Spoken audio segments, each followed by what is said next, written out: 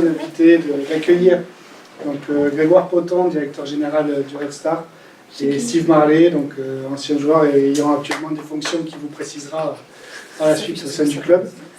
Donc ils vont vous parler du club, ils ne vont pas vous parler que de foot, ils vont aussi vous parler de ce que fait le club en général, les actions qu'ils ont extra-sportives. Alors, un club de foot, c'est vraiment pas que 11 joueurs sur un terrain de foot. C'est très très complexe, il y a plein de sujets. On va vous en présenter quelques-uns avec Steve Marley. Puis après, de toute façon, on ne pourra pas tous les évoquer. Donc après, il y aura des questions avec vous, que ce soit sur le foot ou sur d'autres sujets. Qui connaît le Red Star déjà? Pas le Red Star de Montreuil. Hein. Le vrai Red Star. C'est Saint-Ouen. Ok. Donc, on va vous présenter un peu rapidement un certain nombre de sujets. Donc ça, c'est un peu le plan qu'on va vous proposer. 121 ans, ça va être l'histoire du club, parce que c'est le deuxième plus vieux club de France, mais je vais y revenir. 2024, c'est le projet de développement du club, dont on reviendra aussi dessus après. Territoire, parce qu'un club, ça s'inscrit toujours dans un territoire. Ça a une action forte sur un espace géographique donné, et on vous présentera un peu le nôtre. Après, l'objectif Ligue 1, c'est Steve qui vous en parlera. Le club aujourd'hui est en Ligue 2 et aimerait retourner en Ligue 1. Le Stade Bauer, c'est notre stade mythique, où il y a un projet de reconstruction dont on vous parlera aussi. Éducation, formation, ça parle de soi. JO 2024, c'est aussi un sujet dont on va vous parler, parce que même si le foot professionnel ne fait pas partie de la programmation des JO, on a quelque chose à faire là-dedans. Et Red Star Lab, c'est un peu toute l'action éducative et culturelle du club, qui est un petit peu la particularité du Red Star, parce que tous les clubs de foot ne font pas ça. Mais pour nous, c'est très important. Donc, le premier sujet, c'est que c'est un club très ancien, qui a été créé en 1897. Qui connaît le seul club en France qui est plus vieux que le Red Star? C'est pas le club. Ah, voilà. C'est Le Havre. Le Havre a été créé en 1873 par des Anglais. Le Red Star a été créé plus de 20 ans plus tard, mais par des Français, par Jules Rimet. Jules Rimet, c'est un grand monsieur du football français et du football mondial. Il est mort depuis très longtemps, oui. C'est le créateur de la Coupe du Monde. Aujourd'hui, la Coupe du Monde s'appelle le trophée Jules Rimet. C'est une coupe qui s'appelle Jules Rimet parce qu'elle a été créée par Jules Rimet. C'est aussi le premier président de la Fédération internationale de football. Et donc pas le premier président, mais c'est le fondateur du club du Red Star en 1897. À l'époque, il a été créé à Paris. Et à partir de 1909, parce que Paris, les terrains commençaient à devenir un peu chers pour jouer au foot, donc le club est parti à Saint-Ouen. C'est un club qui a joué 55 saisons au niveau professionnel, donc ça fait partie des grands clubs de foot français. Et vraiment la période de gloire du club, c'est avant la Seconde Guerre mondiale, où le club a gagné 5 Coupes de France, dont 3 Coupes de France consécutives. Il y avait énormément l'équipe de France, c'était quasiment le Red Star à l'époque, mais il y avait aussi des internationaux de différentes nationalités. Et jusqu'à très récemment, parce que le PSG vient de battre ce record, le Red Star était celui qui avait fait le plus de victoires consécutives en Coupe de France. Puisqu'il y avait eu 3 victoires consécutives, et donc je ne sais pas combien ça fait de matchs consécutifs, mais plus que voilà un petit peu juste les trucs à retenir sur l'histoire du club. C'est un club qui a 120 ans, une très longue histoire, qui a été très lié avec le communisme, puisque c'est dans une ville, Saint-Ouen, qui a été communiste pendant 70 ans.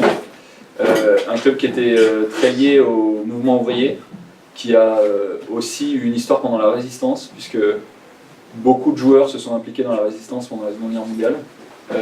Le Stade Bauer, qui est notre stade actuel, et le nom d'un résistant, d'un docteur qui habitait juste à côté et qui a été fusillé à cet endroit-là pendant la Seconde Guerre mondiale pour des actes de résistance. Il y a aussi un joueur qui n'a pas fait une grande carrière de footballeur, mais qui est du Red Star et qui est assez connu. C'est Rino de la Negra, qui est un des membres du groupe Manoukian, je ne sais pas si vous en avez entendu parler. C'était des résistants qui faisaient des actes de sabotage pendant la Seconde Guerre mondiale et qui lui aussi a été exécuté pendant la guerre et était très fortement attaché au Red Star. Donc voilà, c'est un club avec toute une histoire sociale, historique, culturelle, on y reviendra peut-être, mais c'était les grandes lignes à retenir sur Sur l'historique, c'est qu'on a une particularité, c'est qu'en 1967, le club était en difficulté.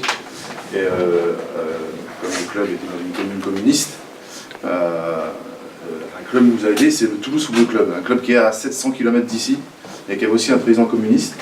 Et donc les deux clubs ont fusionné pour permettre de nous aider. Et donc je crois que dans l'histoire c'est assez unique, c'est qu'un club parisien fusionné avec le Toulouse Football Club. Donc on a une histoire commune avec Toulouse. Et ce qui est drôle, c'est que derrière on a changé les règlements. C'est impossible maintenant de fusionner avec un club distant. Donc ça c'était juste pour le petit côté historique. Ah, bon, c'est pas très grave. On va revenir sur. Donc moi je vais parler de 2024. Notre président a pris le club en 2008. En 2008, on jouait en DH, ce qui est au niveau régional. Et il a fait une feuille de route qui devait nous amener au professionnalisme en 2015, 7 ans après. Alors, il a eu de la chance, c'est-à-dire qu'en 7 ans, on a gravi les échelons petit à petit, et en 2015, on est monté en Ligue 2. On est devenu professionnel. On a eu des hauts et des bas, on est descendu une année en nationale, on a gardé le statut professionnel, on est remonté l'année dernière, ce qui fait qu'aujourd'hui, nous sommes en Ligue 2. Donc là, le club s'est professionnalisé. Au niveau de l'organigramme aussi, on a évolué d'une manière un peu différente, avec l'arrivée de Grégoire qui est arrivé en tant que directeur général. Moi qui ai pris d'autres fonctions. Aujourd'hui, je suis conseiller du président, mais j'ai été joueur du club, j'étais entraîneur, j'étais directeur sportif. Aujourd'hui, je suis plus sur les dossiers un peu plus stratégiques du club. Donc voilà pour aujourd'hui mon poste au club. Donc une deuxième nouvelle feuille de route qui nous amène en 2024. 2024, c'est juste les JO. Et là, il y a une évolution en termes d'infrastructure. Donc on veut se doter d'infrastructures nous permettant d'être un peu plus ambitieux et d'ici 2024, essayer de pouvoir jouer ou peut-être être en Ligue 1. Alors ça, c'est le projet de l'équipe première, mais il y a l'autre projet aussi, c'est d'avoir une équipe féminine en première division. Aussi d'avoir un centre de formation, alors ça c'est plus à court terme, mais 2024 c'est une date assez importante parce que si tout se passe bien l'année prochaine, on va monter notre centre de formation. Et les premières générations, génération 2004, devraient être peut-être ces premiers joueurs qui, en 2024, pourront peut-être intégrer l'équipe première pour jouer en Ligue 1, on l'espère. Et que ce soit chez les féminins, enfin chez les masculins ou les féminines. Aussi le projet peut-être à terme, de faire un centre de formation mixte. On formera des jeunes garçons et des jeunes filles à jouer dans l'équipe première. Donc là, il y a, vous voyez, la prise chronologique. Aujourd'hui, on a obtenu l'agrément du centre de formation, ce qui nous permet, on l'espère parce que c'est conditionné à notre maintien en Ligue 2, d'ouvrir le centre de formation en septembre 2019. Il y a aussi, au niveau du stade, aujourd'hui, on a un projet qui a été amené où c'est validé. Il y aura un stade à Saint-Ouen, un nouveau stade à Saint-Ouen. Pour monsieur qui connaissait l'époque 90, ça fait vraiment tout le monde court après ce projet. Il y a toujours eu un projet de stade à Saint-Ouen, ça ne s'est jamais fait. Aujourd'hui, il y a un projet. Donc, vous voyez là sur la fraise, il y a le début des travaux 2021, ce qui devrait nous emmener juste avant les JO 2023, à l'ouverture et les premiers matchs au stade OR.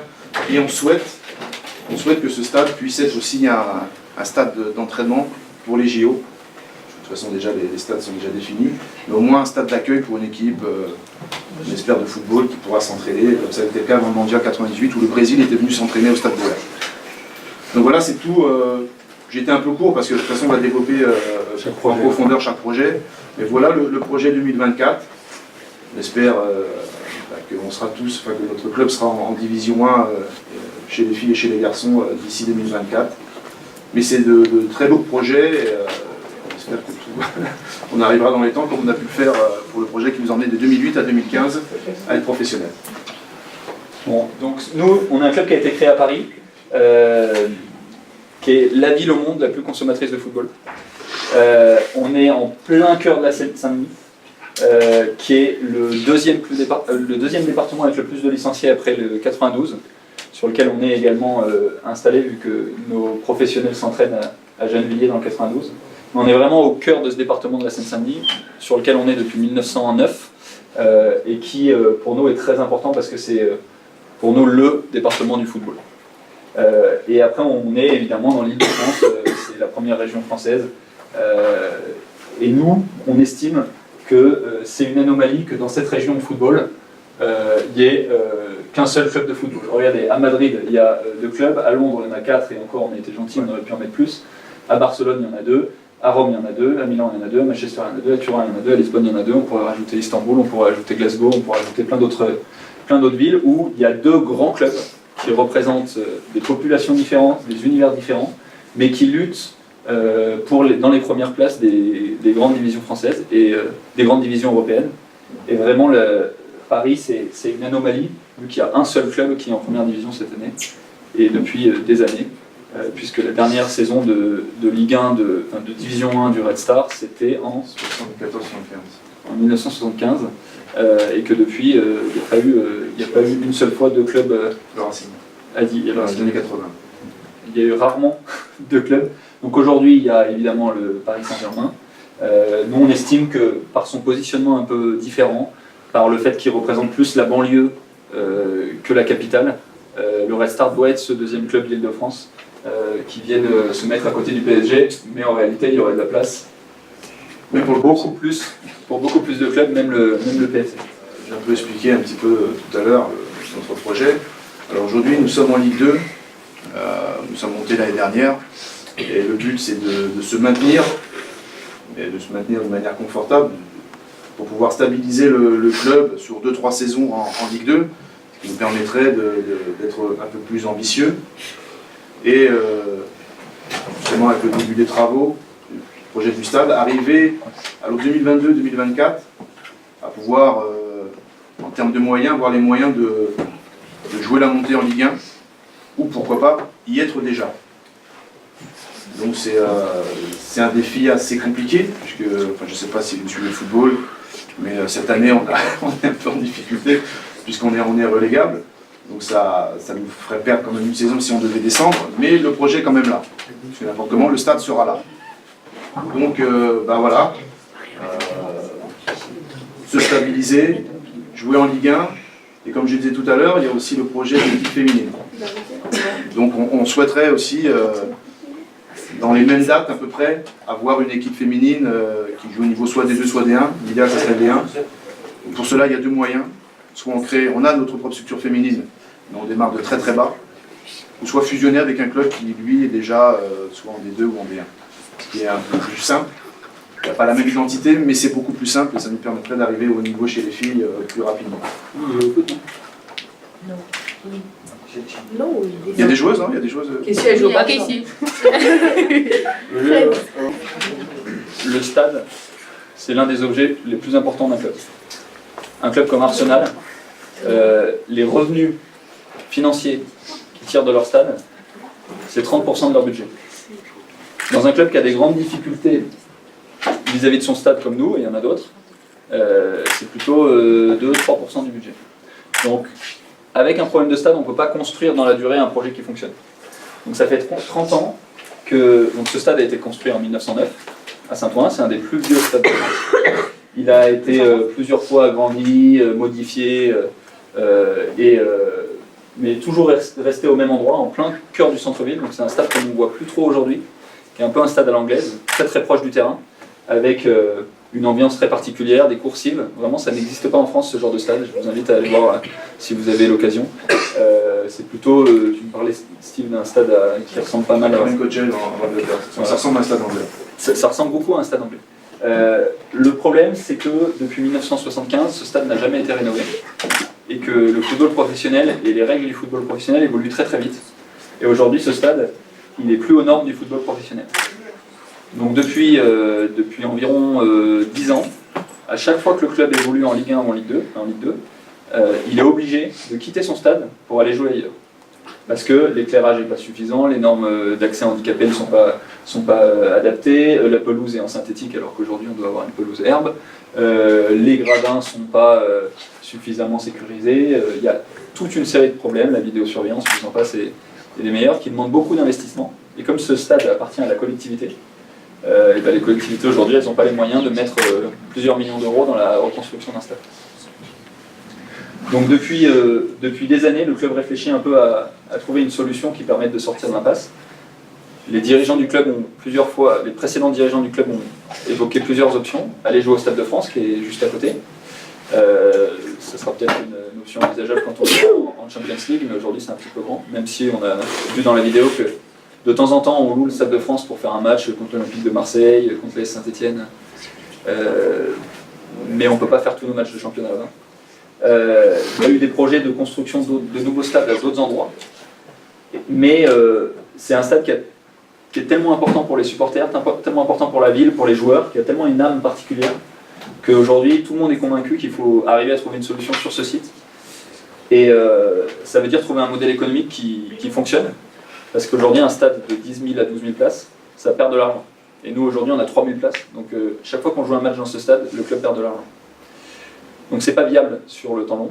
Et donc on a développé, en lien avec la mairie, la région et le département, un projet qui est un projet de stade mixte, avec un stade de 12 000 places, c'est un minimum, il y en aura peut-être 15 ou 18 000, mais pas beaucoup plus parce que l'espace est trop resserré pour faire un stade de 50 000 places par exemple. Et avec, à l'intérieur du stade, des bureaux, des commerces et des activités qui seront en lien avec le sport. Par exemple un pôle médicalisé, spécialisé dans le sport. Une brasserie où on peut voir tous les matchs de foot de toutes les divisions et de tous les championnats. Une salle de sport. Un espace où on peut faire du e-sport, un cinéma spécialisé dans le sport. Tous ces sujets qui viennent équilibrer un modèle économique qui est compliqué à faire tourner. Il y a un concours qui a été lancé par la métropole du Grand Paris, qui est une nouvelle entité qui regroupe toutes les communes de Paris et des alentours. Et aujourd'hui, il y a 3 candidatures qui sont finalistes. Et on connaîtra à la fin de l'année celui qui va remporter le projet et qui pourra construire le stade, comme le disait Steve, en 2022 ou 2023, pour qu'on puisse entrer dans la programmation des Jeux Olympiques. Sur le volet éducation et formation, comme je disais tout à l'heure, on parlait de 2024, parce que 2024, ça pourrait être justement l'année où on verrait la première promotion de notre centre de formation, jouer avec l'équipe première. Donc nous avons le projet d'ouvrir un centre de formation dès septembre 2019. On a eu les agréments. On peut ouvrir ce centre de formation. Maintenant, c'est conditionné à notre maintien en 2e division. Mais la formation est quelque chose de très important pour Red Star. Moi-même, je suis issu de la formation. J'étais à l'époque, il y a une trentaine d'années, au centre de formation du Red Star. Et la particularité d'un centre de formation, en tout cas des joueurs parisiens, c'est que c'est une région où il y a énormément de joueurs. Malheureusement, beaucoup sont obligés de partir de Paris parce qu'il n'y a pas de structure adaptée pour les retenir. Il y avait 15 centres de formation avant celui du PFC, il y avait 15 centres de formation, c'était celui du PSG. Aujourd'hui, il y en a 2, il y a celui du PFC, celui du PSG, et demain, il y aura un autre. Donc on voudrait être ce premier filtre-là pour retenir les garçons, et peut-être à terme des filles aussi, parce que ben voilà, on en a assez de voir tous ces jeunes Parisiens aller garnir les centres de formation des clubs de province. Vous voyez un petit peu les chiffres. Alors 40 joueurs natifs d'Île-de-France est pris dans les plus grands championnats européens. Et enfin, il n'y en a pas en France. Enfin, en tout cas, enfin, il y en a en France, mais je veux dire les grands championnats européens autres que la France. On a tous les noms. Hein. Ah oui, 30% des joueurs professionnels français sont issus d'Île-de-France. C'est énorme. C'est énorme. Après, bon, là, c'est un peu plus aspect financier. Alors, 30 millions, c'est le montant moyen sur les 5 dernières années des plus importants transferts de joueurs franciliens. Si on enlève les 3 top 10. Mbappé, enfin, si on enlève tous les gros transferts. Donc, il y a aussi un enjeu économique pour nous de faire la formation. Donc, ce centre de formation, on avait une volonté de rester sur le territoire, en Seine-Saint-Denis, puisqu'il sera, je ne sais pas si vous connaissez, le parc de la Courneuve, à Marville. Il y a déjà un stade qui est là, avec des installations. Donc nous, voilà, c'est la partie qui sera privatisée, puisque ça sera aussi un site qui sera utilisé pour les Jeux Olympiques, on en parlera tout à l'heure.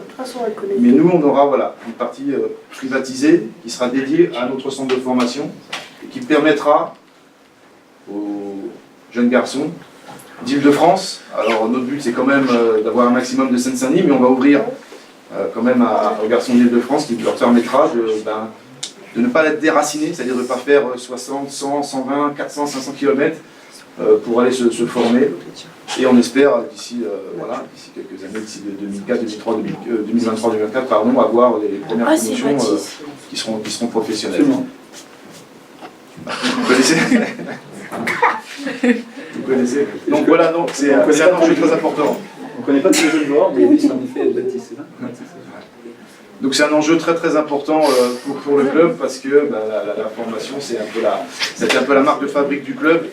À l'époque on avait peut-être un tiers des joueurs de l'équipe première qui étaient issus du centre de formation et qui étaient aussi issus de Seine-Saint-Denis. C'est très important. C'est vraiment le modèle qu'on veut développer parce qu'il y a des clubs qui ne fonctionnent pas du tout par la formation. Le PSG aujourd'hui, même s'ils ont un bon centre de formation sous contrôle de Steve, ils ont peu de joueurs issus du centre de formation qui montent dans l'équipe première. Et nous on veut que ce soit à terme 30, 40, voire 50% des jeunes issus du centre pour avoir une philosophie de jeu qui est la même.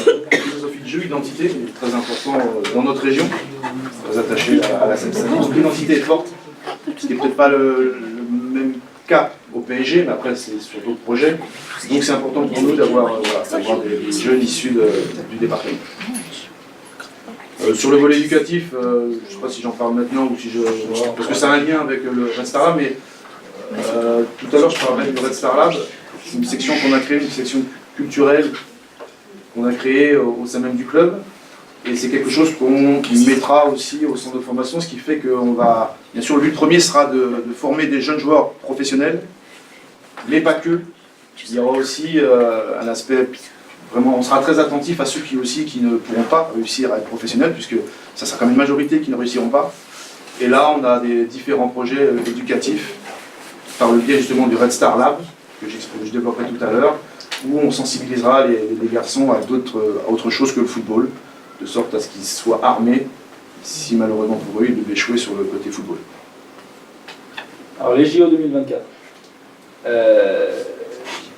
La ministre est partie, désolé, mais on n'a pas bien le jour de notre commission. C'est la ministre des Sports qui est venue rendre visite à tous nos licenciés l'année dernière. On a vraiment des points communs avec les Jeux Olympiques. Déjà, les Jeux Olympiques, géographiquement, je pense que vous savez où ça va se passer.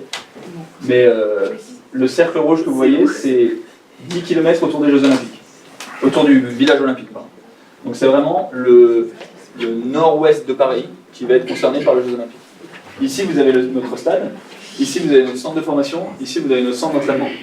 Donc on est vraiment 92, 93, 75. Donc vous avez vraiment une superposition totale des espaces d'influence du Red Star et des Jeux Olympiques dans plusieurs camps. On en a parlé, le stade sera au cœur des Jeux Olympiques puisqu'il sera certainement centre d'entraînement et peut-être centre de compétition. En tout cas, ce ne sera pas un centre de compétition de foot, mais il y a d'autres compétitions qui peuvent être intéressées. C'est un stade qui avait accueilli déjà les JO en 1924. Il y a eu les JO à Paris en 1924, donc il y a 100 ans. Et en effet, il y a eu plusieurs matchs qui se sont déroulés au Stade Beauvert à l'époque. Donc ce serait vraiment beau, 100 ans après, d'arriver à organiser de nouvelles compétitions dans ce stade, qui n'a pas beaucoup changé depuis 100 ans. Le centre de formation, on en a parlé, c'est à Saint-Denis, le centre d'entraînement est à Gennevilliers. Donc voilà, c'est vraiment un projet qu'on a de créer des liens très forts avec les Jeux Olympiques, puisqu'on partage les valeurs du sport et l'héritage de ce territoire important. Ça, c'est une section à l'intérieur même du club qu'on appelle le Red Star Lab. C'est dédié à nos licenciés. Et pendant les périodes de vacances scolaires, on essaie de les sensibiliser à autre chose que le football. On fait des stages. Ça peut être sur la cuisine, comme là, la vidéo montrera. Sur la mode, sur le stylisme. Là, dernièrement, on avait alors c'était pour les plus grands, c'était des U19. On designait un maillot qui a été exposé d'ailleurs. Ça peut être sur différents domaines. On a travaillé aussi sur le commentaire sportif. Les garçons ont été à Canal+, ils ont pu voir comment ça se passait, comment on pouvait commenter un match. Ça peut être aussi DJ. Donc voilà, c'est des petits ateliers comme ça qui permettent à des garçons et filles de découvrir d'autres domaines et peut-être aussi des choses qu'ils n'auraient peut-être pas pu découvrir avec l'école ou même avec les parents. Donc nous on essaye de les sensibiliser à autre chose. Et cette section-là, on va la développer aussi du côté du centre de formation, peut-être d'une manière un peu plus approfondie, comme je disais tout à l'heure, pour donner des armes aussi à nous licencier pour s'ils échouent, qui réussissent autre chose dans la vie en les sensibilisant sur autre chose. Le public, mais pas que. Aujourd'hui, on a, voilà, comme je disais tout à l'heure, on a travaillé sur un atelier de mode où là, ça concernait vraiment les plus grands.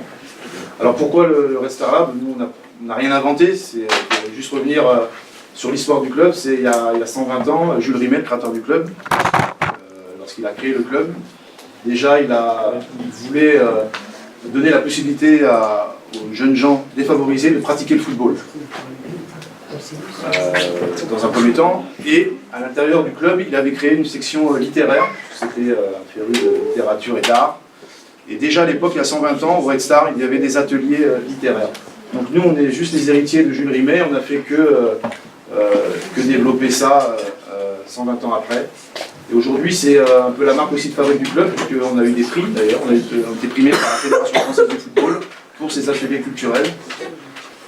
Et c'est un projet vraiment très important du club, puisque ça va aussi être un projet de formation. C'est toujours la première question la plus difficile.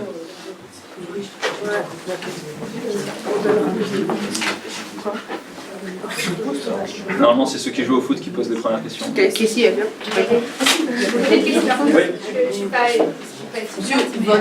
Je voulais savoir, en France, les clubs de foot, ils sont beaucoup dans le foot à 11. Je voulais savoir, est-ce que le club du Red Star met des partenariats avec des clubs de futsal? Parce qu'on dit souvent à l'étranger, on commence par le futsal et on termine par le foot à 11. Je voulais savoir, est-ce qu'il y a justement ce lien pour la technique Non, mais c'est un vrai projet de la Fédération française de football, de se rapprocher des sections futsal. Alors la priorité c'était le football féminin. Derrière maintenant il y a le football futsal, puisqu'on s'est aperçu qu'on était en retard techniquement par rapport au Portugal, au Brésil, voilà, qui ont des championnats professionnels. Donc l'idée ça sera de mettre dans les critères aussi de clubs de Ligue 1, Ligue 2, c'est souvent destiné au club pro, d'avoir une section futsal. Donc charge après au club de développer la section en fusionnant peut-être avec des clubs de futsal ou en faisant des partenariats. On avait une section futsal à l'époque, il y a très très longtemps, mixte, les filles et les garçons. On a arrêté parce que c'est vrai qu'on ne pouvait pas trop se disperser, puis il y avait le projet d'être professionnel, du coup c'est vrai que ça nous a pris beaucoup de temps, mais le futsal, effectivement, ça sera un projet de développement au club. Sur ce à un moment, vous avez parlé pour le projet de stade, vous avez parlé d'e-sport. Oui. Est-ce que plus tard on pourrait imaginer que ça fonctionne bien, une équipe d'e-sport, tout à fait. Red Star Alors, donc, pour le stade, l'idée c'est de créer une destination autour du sport et le e-sport en fait totalement partie. Alors, je ne sais pas si vous connaissez bien le e-sport, moi je ne le connais pas très bien, mais je l'ai découvert un peu depuis un an. Et pour moi, le e-sport c'était des gens qui jouent à des sports dans des jeux vidéo.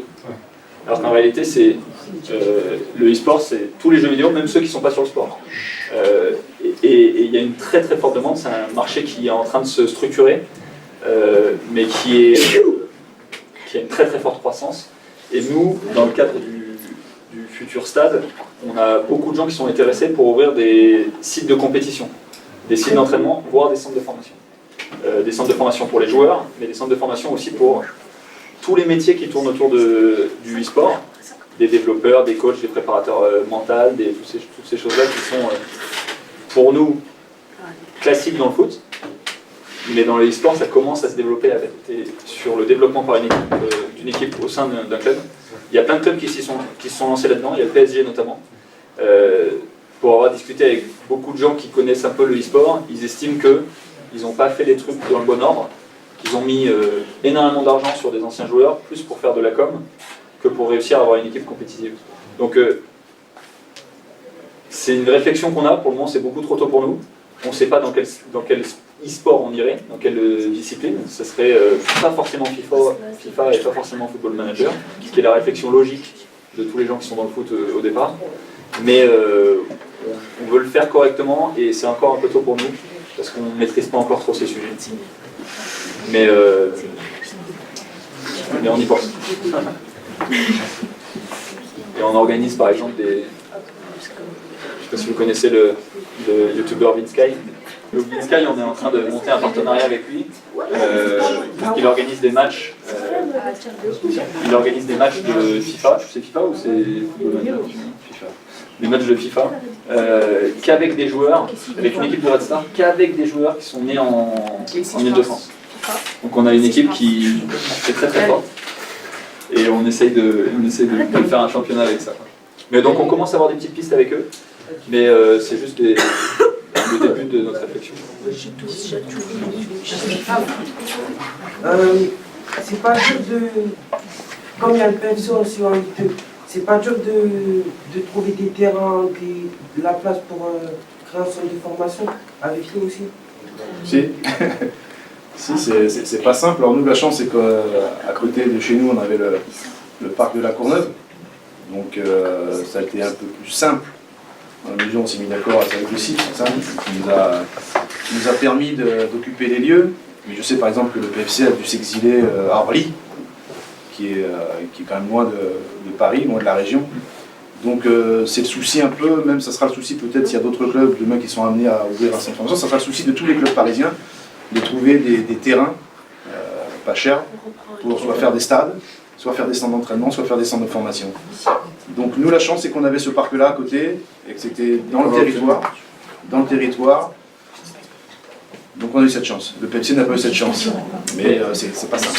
Mais on n'était pas sûr il y a eu un concours pour qu'on obtienne ces terrains, et on n'était pas sûr de gagner le concours. Donc depuis 1 an et demi, on a réfléchi à plein d'autres sites, et il y en a qui étaient dans le fin fond de l'Essonne, 95. Voilà. Là, on a eu de la chance d'avoir un site qui, du coup, sera le centre de formation le plus proche de Paris.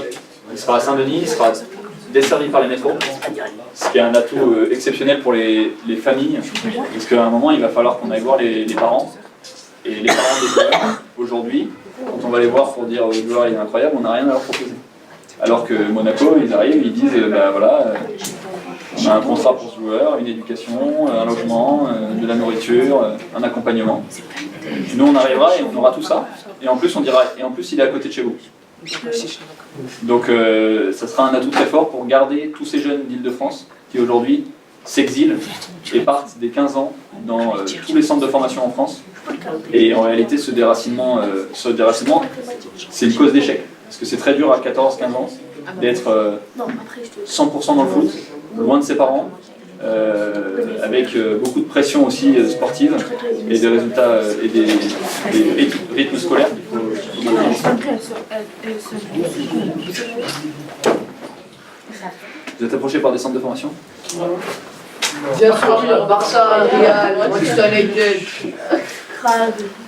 Il faut y aller. Pour justement les jeunes qui sortent de centre de formation et qui ne sont pas pris. Du coup, ils sortent avec un diplôme ou vous les accompagnez après, même après la fin de la formation? Ce sera l'idée. Tu peux développer si tu veux avec. J'en dis 2 mots, je pense que Steve complétera. Aujourd'hui, sous le contrôle de Steve, il y a 20% ou 15-20% des jeunes qui rentrent dans les centres de formation qui sortent en étant professionnels, en signant un contrat professionnel. Ça veut dire qu'on va faire, voilà, il y en a 4 sur 5 qui échouent. Les situations de ces 4 sur 5, elles sont très disparates. Il y a des gens qui n'ont pas de contrat professionnel, mais qui sont des super joueurs, et qui du coup arrivent à gagner un peu d'argent en jouant au foot. Pas suffisamment pour mettre de côté. Et qui jouent par exemple en National, qui jouent en National 2, qui sont des super niveaux, où ils gagnent un peu d'argent, et où ils espèrent toujours monter et avoir un contrat professionnel. Ceux-là, pendant 10 ans en général, ils font que du foot.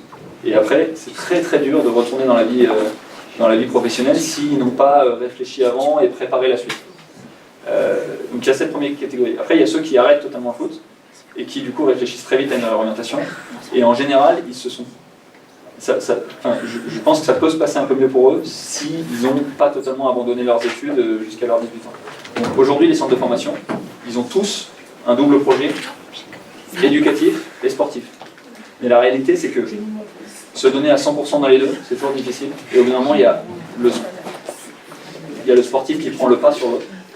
Et il y a soit une orientation dans des filières qui offrent un peu moins de débouchés, soit un abandon des études progressif. Mais aujourd'hui, c'est quand même, il faut reconnaître que tous les centres de formation insistent beaucoup sur cet aspect éducatif. Et bon, c'est encore un peu les centres de formation des machines à créer des footballeurs, et tant pis pour ceux qui échouent. Mais justement, nous, on veut vraiment, en plus de l'aspect éducatif pur et de l'aspect sportif pur, amener toute cette ouverture culturelle, insertion professionnelle dont parlait Steve Marley tout à l'heure. Mais il y en aura encore qui seront sur le bord de la route, hein, parce que c'est très très exigeant et que tout le monde système est comme ça. et que le système est comme ça. On va essayer d'améliorer un peu ce système, mais il y aura toujours de l'échec. Mais je parlais tout à l'heure du projet Red Star Lab, qui est un peu ce qu'on essaiera de faire avec ceux dont on verra qui peut-être on les orientera sur autre chose, quand on sentira peut-être que pour la carrière pro chez nous, c'est pas possible. Donc ça diminuera peut-être, et encore c'est qu'un projet, hein, ça n'a jamais été fait encore il me semble ailleurs, ce n'est qu'un projet, donc, mais j'espère que ça limitera en tout cas les échecs et que ça ne donnera pas justement l'impression que les clubs abandonnent les joueurs, enfin, les jeunes garçons qui sont peut-être un peu moins doués côté sportif. Et je pense que ça va être la particularité de notre projet, c'est vraiment de proposer des choses intéressantes et des orientations différentes à ces jeunes garçons. On est en train justement de travailler sur le projet là. Mais dans les centres, de manière générale, ils sortent avec un diplôme de toute façon. Mais aujourd'hui, un diplôme, ça ne suffit pas toujours pour trouver des joueurs. Et les clubs communiquent sur le taux de réussite au bac, par exemple, mais ils ne communiquent pas sur le taux d'insertion. Donc c'est des données très difficiles à voir. Et le bac, il y a un classement en fait des centres de formation, et plus on a de diplômés, plus ça donne la possibilité d'avoir des points. Donc c'est pour ça que tous les clubs insistent sur le bac. C'est vrai qu'il faudrait faire peut-être aussi un classement sur ceux qui sont laissés au bord. Mais le bac, c'est vraiment la base. Moi j'ai fait une section sportive, et dans les sections sportives qui sont un peu le niveau en dessous des centres de formation, on insiste énormément sur l'aspect scolaire, et c'est l'aspect scolaire qui prend le pas sur le sportif. C'est-à-dire quand on a des mauvais résultats, les entraînements sautent un par un. Dans un centre de formation, la logique, c'est vraiment de créer des footballeurs. Donc c'est plus difficile d'insister sur l'aspect scolaire, mais c'est vraiment important de ne pas le laisser tomber. Je suis un ancien joueur de foot qui a été formé au Red Star. Et après ma formation, je suis parti à Auxerre où j'ai joué 4 ans en première division. Derrière, j'ai été transféré à Lyon, où j'ai joué un peu plus d'une saison. J'ai été champion avec Lyon. Derrière, j'ai été transféré en Angleterre pour 17 millions d'euros. À l'époque, c'était énorme. On parle en 2001. Là-bas, j'ai connu mes premières sélections d'équipe de France. J'en ai eu 23. Avec la génération 98-2000, c'est Zidane, Lizarazu, Thierry Henry, Trezeguet. Et j'ai eu la chance de jouer avec eux de 2000 à 2005. J'ai gagné 2 fois la Coupe des Confédérations. Pardon ? Ça dépendait des jours. Ça dépendait des jours. Mais donc voilà, j'ai eu cette chance de jouer en équipe de France. J'ai joué aussi à Marseille. Ah non, À l'époque de Didier Drogba. J'ai joué la finale, justement la finale qu'on a perdue face à Valence. J'ai joué avec lui. L'une des finales qu'on a perdues. L'une des finales que Marseille a perdu, effectivement. J'ai joué à Wolfsburg aussi en Allemagne. Et je suis revenu finir ma carrière à Lorient. Et je suis retourné dans un premier temps à Aubervilliers, parce que j'avais un ami qui jouait à Aubervilliers. Donc j'ai joué au niveau amateur à Aubervilliers. J'ai terminé vraiment la carrière de joueur au Red Star, où j'ai démarré une nouvelle carrière en tant que dirigeant. Vous jouez quel poste ? Attaquant. J'ai commencé ailier, puis j'ai fini dans l'axe. Et alors, on fait encore des foot à 5 et on sent qu'il y a un petit truc quand même. Mais je me blesse plus souvent. Mais on a ça c'est un thème intéressant, c'est que la reconversion, là on parlait tout à l'heure de ceux qui échouent, mais c'est aussi un sujet important, ceux qui réussissent, qui parfois, mais ça c'est le football, hein, parfois gagnent beaucoup d'argent, mais leur carrière dure aussi 10 ans et il faut qu'ils réfléchissent à la suite. Et je ne sais pas ce que font tous les footballeurs qui étaient en équipe de France avec toi, je pense qu'il y en a qui font un peu de tout, mais c'est important d'arriver aussi à réussir cette transition, soit vers, comme l'a fait Steve brillamment, vers des postes de dirigeants dans des clubs. Et alors d'abord il était plutôt sur le sportif, et maintenant qui connaît très bien le club, et c'est un ambassadeur qui travaille sur un peu tous les dossiers. Mais on a par exemple un autre footballeur professionnel que peut-être vous ne connaissez pas, qui s'appelle David Bellion, qui lui a joué à Manchester United avec Cristiano Ronaldo, qui a été à Bordeaux l'année où ils ont été champions de France avec Marouane Chamakh et Gourcuff, et qui est revenu aussi finir sa carrière au Red Star, et qui aujourd'hui lui occupe un poste un peu particulier dans un club de foot. ça n'existe pas dans beaucoup de clubs, il a un poste de directeur artistique. On fait beaucoup de choses dans le domaine de l'art. Alors évidemment, il y a tout le côté éducatif qu'on fait avec nos gamins, mais on fait aussi beaucoup de choses dans la mode, dans le dessin, dans le design. On n'en a pas trop parlé ici parce que moi c'est le sujet que je maîtrise un peu moins, et Steve aussi. Mais voilà, si ça vous intéresse, vous pouvez aller voir qu'on a sur le site internet. C'est pas un site de foot, quoi. C'est un site d'un club qui est beaucoup plus que du foot et qui a plein d'actions. Et évidemment, il ne faut pas oublier qu'on a un club de foot, mais On a aussi on a un prix littéraire. Voilà. Il y a un prix qui s'appelle le prix Jules Rimet, qui récompense l'écrivain qui écrit sur le sport. Et je crois qu'on est le seul club à avoir ce prix-là, enfin donner ce prix-là. Et c'est aussi une particularité de notre club, c'est que oui, il y a le football, mais il y a la culture, la littérature, l'art, il y a tout ça aussi, et ça a de l'importance pour nous. oui. Moussa Dembélé, il n'a pas joué avec ça. Moussa Sissoko, pardon. Si. Il le met de but aussi. Si. Domi. Non, mais dans la vidéo, il y a eu tous les grands noms qui sont passés par le Red Star, mais ça allait très très vite. Et puis il y en a que moi, je découvre, mais dans les années 10, je connais pas les joueurs d'équipe de France. Mais... Vous avez combien de budget? Alors, c'est un sujet intéressant. Déjà, est-ce que vous savez comment est financé un club de foot? Selon vous, c'est quoi les grandes sources de revenus d'un club de foot? Les sponsors? Les pubs. Ouais, les pubs, les sponsors, c'est un peu la même chose. Le terrain, le stade. Ça veut dire quoi? C'est les revenus? Les passes. Les billetteries. La billetterie, ouais. Les Ah ouais, transferts. les transferts. Oui, tout à fait. Alors les transferts, c'est un peu particulier parce que il y a des années où ça tombe, puis il y a des années où on ne voit personne. Donc c'est pas très récurrent. Alors que la billetterie, quand on est dans un stade, on sait à peu près chaque année combien on va gagner en billetterie. Pour les sponsors, on essaye toujours de faire mieux, mais on sait à peu près chaque année combien on va gagner en sponsor. Il y a une chose que vous oubliez qui est la plus importante, c'est les droits télévision. Nous, dans un club comme nous, et c'est le cas de beaucoup de clubs, ça représente la moitié de notre budget. Donc en fait, le football français est financé par les droits télévisés. Ces droits télévisés, ils financent le foot professionnel. Ils financent très peu le foot amateur. Donc, nous, on a des budgets qui se comptent en millions, c'est assez connu et transparent. Les clubs de foot en Ligue 2, ça va de 5 à 6 millions jusqu'à 30 millions, grosso modo, pour vous donner un ordre d'idée. Les droits télé correspondent à la moitié de notre budget.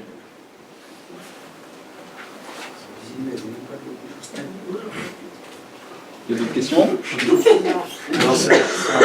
comment dire, il y a un espèce de gâteau général qui est repartagé entre les clubs de Ligue 2, Ouais. où c'est les chefs clubs qui négocient ça. Il y a sous le contrôle de Steve qui maîtrise mieux sans doute, il y a des instances qui regroupent les clubs et qui votent la répartition. Elle se fait en fonction de plein de critères, mais le principal c'est le classement. Classement, notoriété aussi. Notoriété, voilà. Je suis malade, monsieur.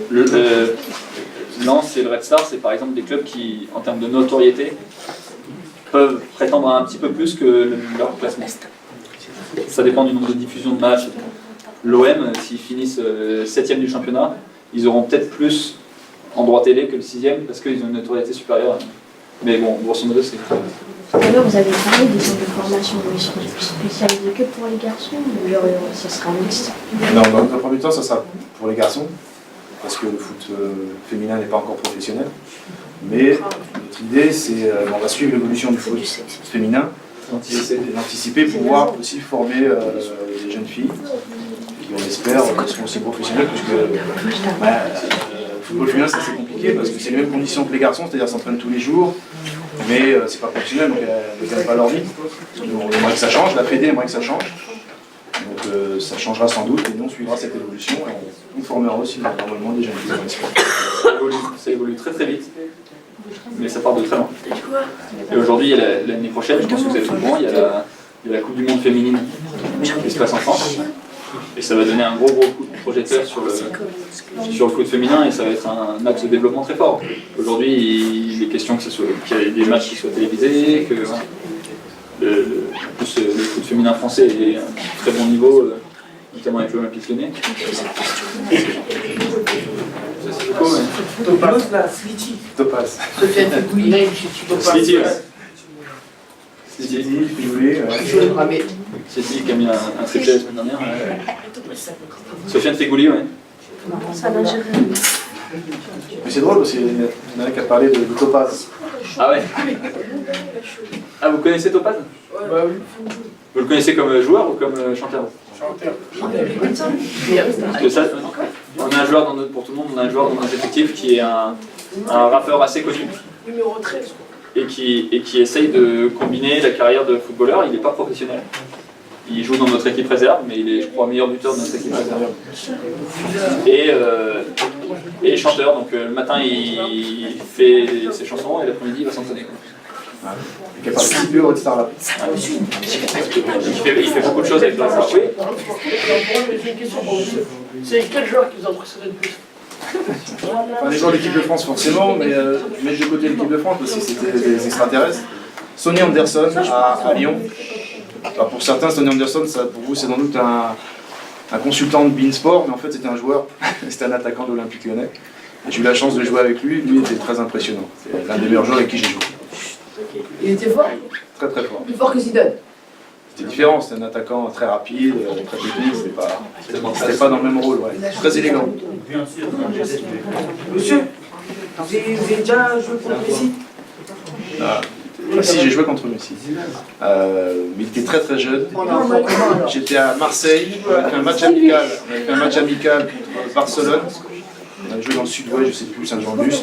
Et non, c'était à Béziers, on a fait un match amical et en fait, on avait joué contre l'équipe B de Barcelone. Il y a un petit gamin de 16 ans, c'était lui. On avait perdu en plus. Il a marqué? Mais après, je sais même plus, je te parle de ça il y a 15 ans. Non, pas 15 ans, il y a 10 ans à peu près. Bref, en tout cas, il était très très jeune.